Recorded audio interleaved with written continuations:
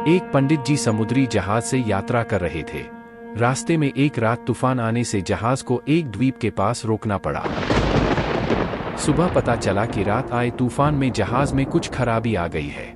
जहाज को 1-2 दिन वहीं रोककर उसकी मरम्मत करनी पड़ेगी। पंडित जी ने सोचा क्यों न एक छोटी बोट से द्वीप पर चलकर घूमा जाए। अगर कोई मिल जाए तो उस तक प्रभु का संदेश पहुंचाया जाए। वह जहाज के कैप्टन से इजाजत लेकर छोटी बोट से द्वीप पर गए। वहां पंडित जी 3 द्वीप वासियों से मिले जो बरसों से वहां रहते थे। पंडित जी ने उनसे पूछा, क्या आप ईश्वर को मानते हैं? वे सब बोले, हाँ। फिर पंडित जी ने पूछा, आप ईश्वर की आराधना कैसे करते हैं?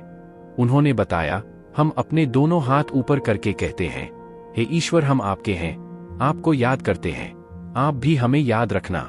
पंडित जी ने कहा, यह प्रार्थना तो ठीक नहीं है। तब एक द्वीपवासी ने कहा, तो आप हमें सही प्रार्थना सिखा दीजिए।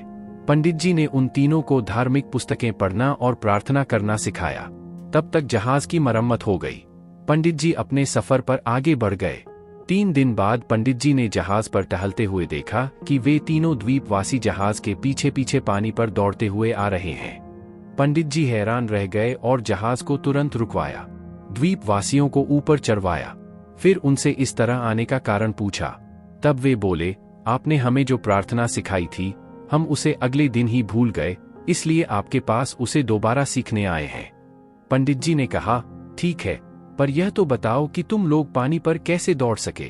तब द्वीपवासी ने कहा, हम आपके पास जल्दी पहुंचना चाहते थे, सो हमने ईश्वर से विनती करके मदद मांगी और कहा, हे ईश्वर, दौड़ तो हम लेंगे, बस आप हमें गिरने मत देना। बस हम दौड़ पड़े। अब पंडित जी सोच में पड़ गए। उन्होंने कहा, आप लोग और ईश्वर पर आपका विश्वास धन्य है। आपको अन्य किसी प्रार्थना की आवश्यकता नहीं है। आप पहले की तरह प्रार्थना करते रहें। तो दोस्तों, ईश्वर पर विश्वास ईश्वर की आराधना पद्धति से अधिक महत्वपूर्ण है।